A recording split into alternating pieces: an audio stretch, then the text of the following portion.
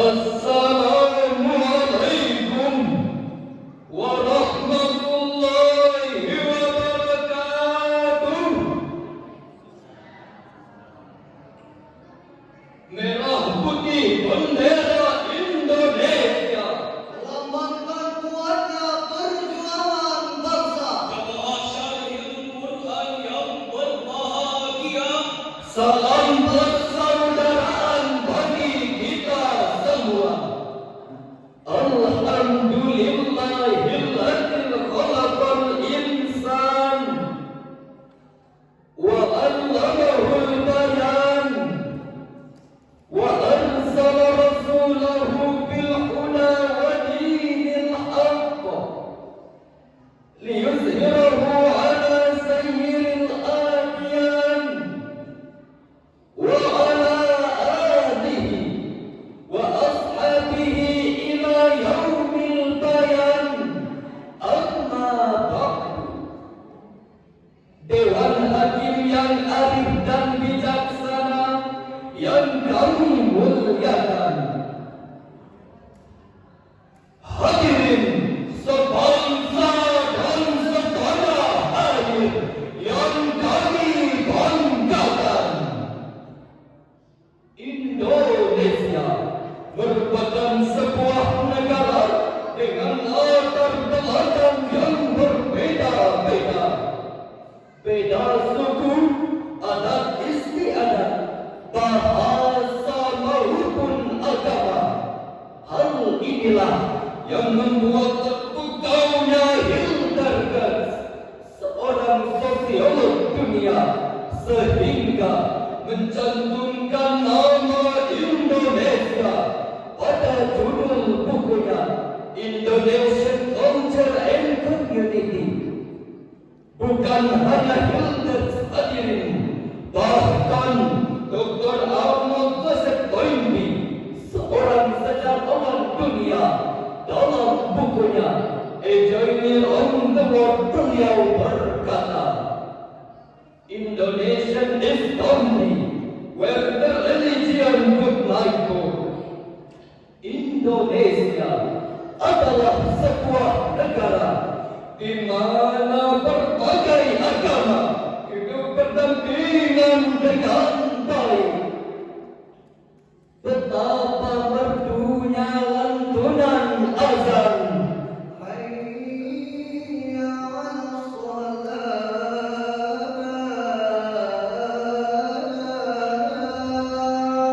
sebagai pertanda waktu beribadah umat Islam telah tiba.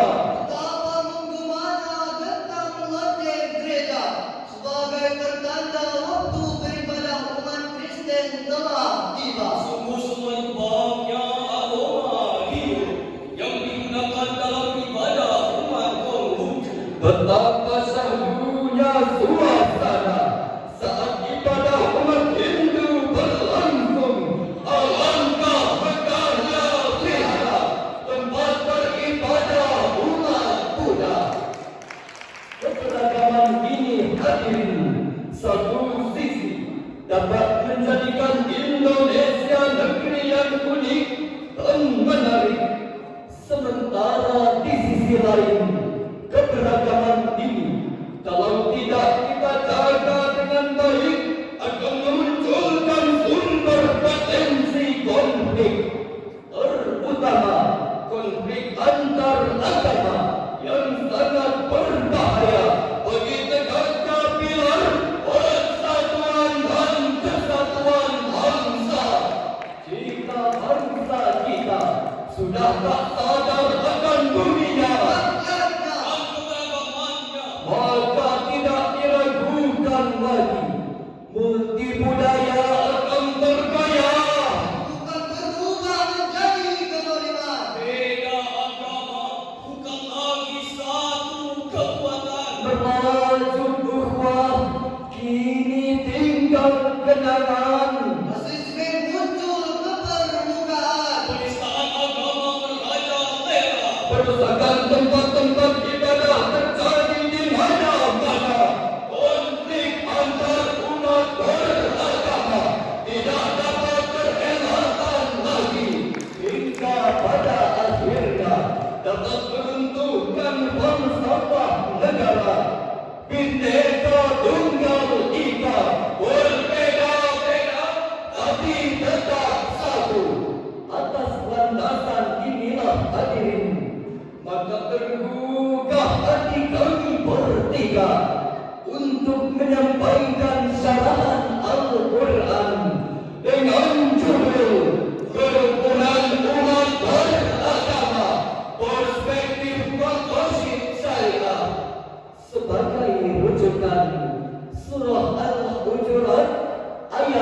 ke-13 berikut ini.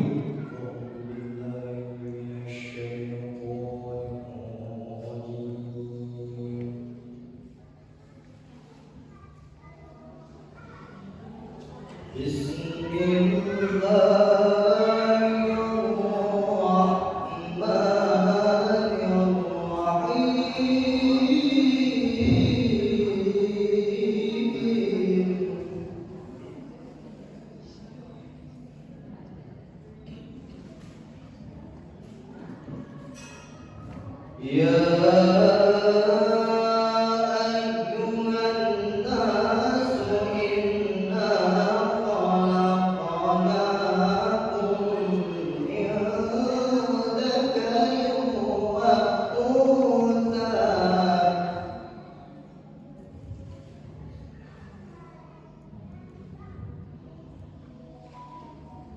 Inna khalaqnakum min dzakarin wa untha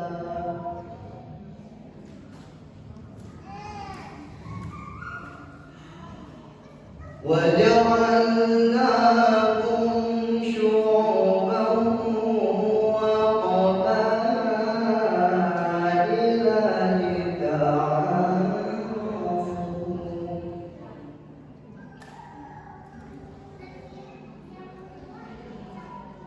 Inna akramakum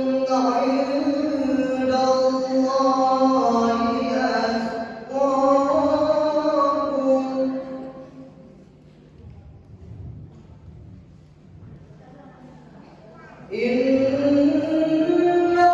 Allaha 'alimun khabir.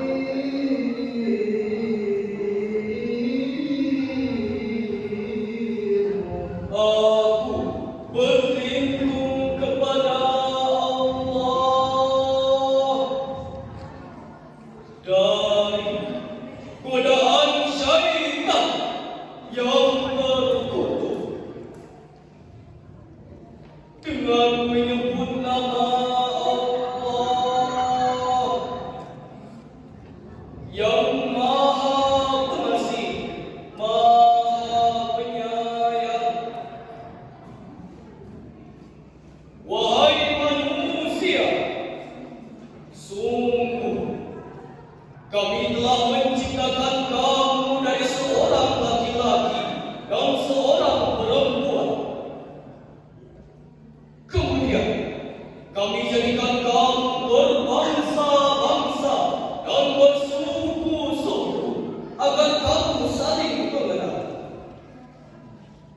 Sungguh yang paling mulia di antara kamu di sisi Allah ialah orang yang paling bertakwa.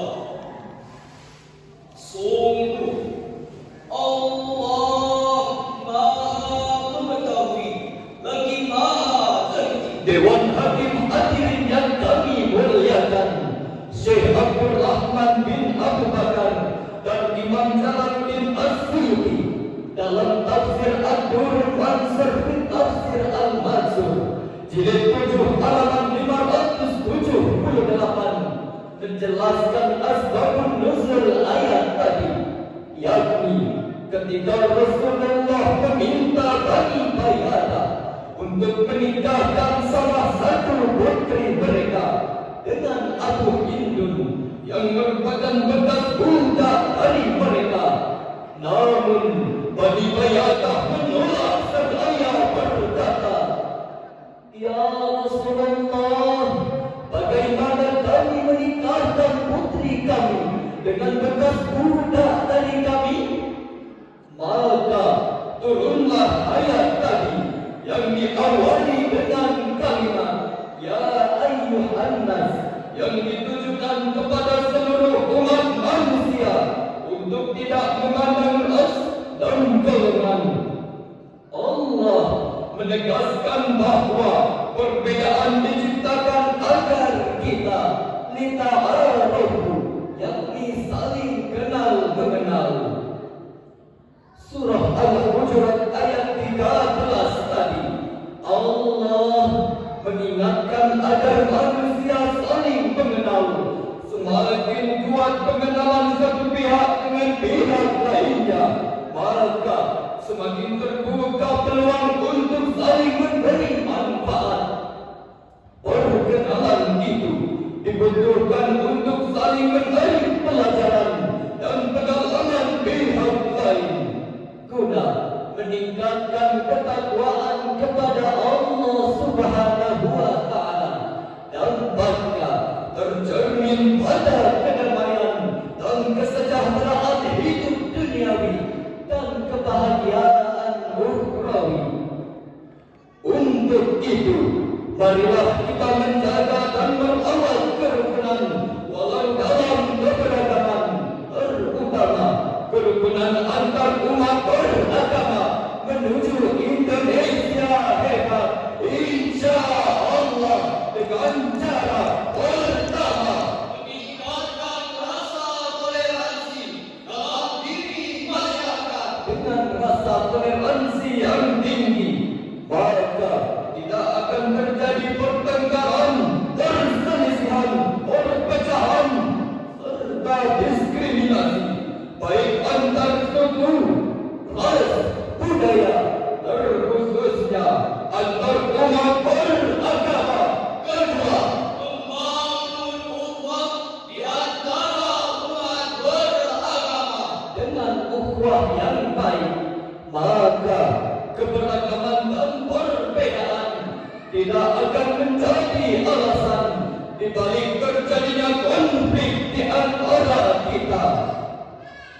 Hadirin, kita sebagai umat Islam yang merupakan mayoritas di negeri ini, sudah sepantasnya kita menjadi garda terdepan pemersatu umat beragama di negeri kita tercinta ini, sebagaimana firman Allah dalam Al-Quran surah Al-Mumtahanah ayat 8 berikut ini.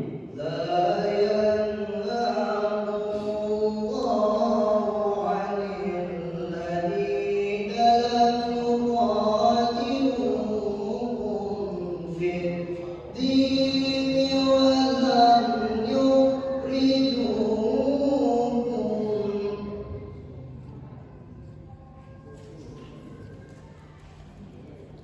ولم يخرجوكم من دياركم أن تبروهم وتقسطوا إليهم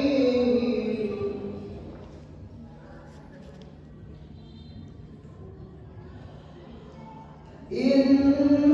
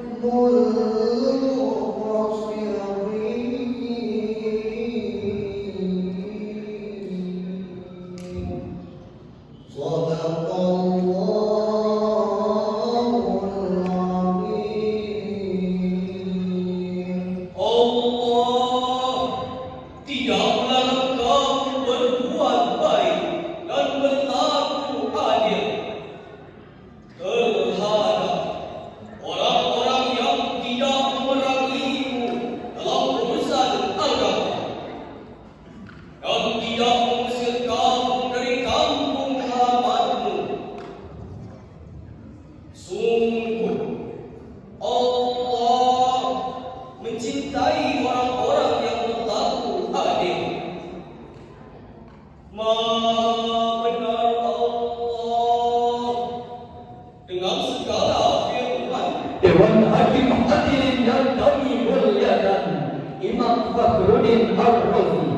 di dalam kitab tafsirnya Mafatihul Ghaib juz 10 halaman 520 mengatakan ayat ini menjadi dasar perbuatan baik terhadap pemeluk agama lain.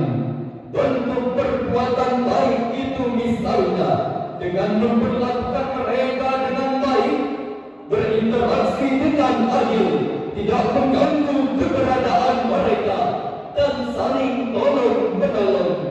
Dari penjelasan Ar-Razi tadi dapat kita pahami bahwa berbuat baik dan bersikap toleran serta menjalin pergaulan dengan pemeluk agama lain merupakan ajaran Islam yang sesungguhnya. Membangun kerukunan dengan pemeluk agama dengan cara memperlakukan mereka dengan baik